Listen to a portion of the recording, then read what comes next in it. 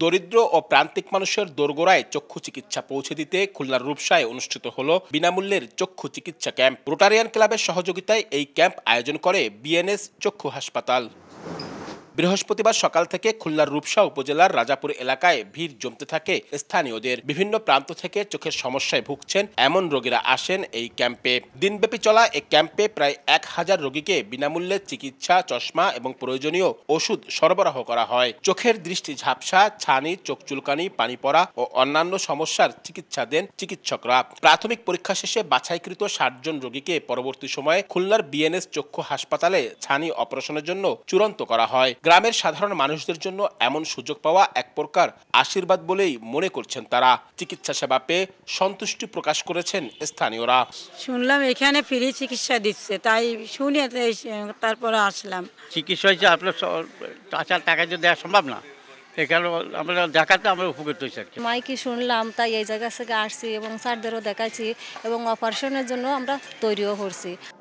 চিকিৎসকরা জানান, চোখের নানাবিধ সমস্যা চিহ্নিত করে প্রয়োজনীয় ব্যবস্থা নেওয়া হয়েছে। বাছাইকৃত রোগীদের খুলনা বিএনএস চক্ষু হাসপাতালে বিনামূল্যে অস্ত্রোপচার করা হবে। আমরা যেটা করে থাকি সেটা হচ্ছে ছানি অপারেশনটা।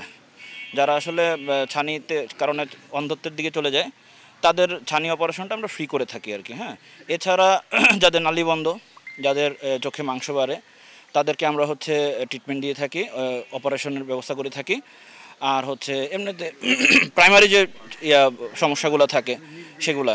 দরিদ্র মানুষের চোখের চিকিৎসায় সহায়তা দিতেই প্রতি বছরের ধারাবাহিকতায় আয়োজকদের এই বিনামূল্যের চক্ষু ক্যাম্প। 1000 জন রোগীকে দেখানো হয়েছে এবং তাদের সেবা দেওয়া হয়েছে এবং প্রায় 60 জন মতো রোগী এখন আমরা ডাক্তারের সহযোগিতায় নিয়ে যাচ্ছে। আমরা চাই যে এই অঞ্চলের যারা দৃষ্টিহীনতায় ভুগছে তাদেরকে সহযোগিতা করার জন্য, যাদের আর্থিকভাবে সচ্ছল না সেই সমস্ত ব্যক্তিদেরকে আমরা সার্বিকভাবে সহযোগিতা করতে চাই। দরিদ্র ও প্রান্তিক মানুষের চোখের আলো ফিরিয়ে দিতে রূপসার এ ধরনের উদ্যোগকে প্রশংসনীয় বলছেন স্থানীয়রা।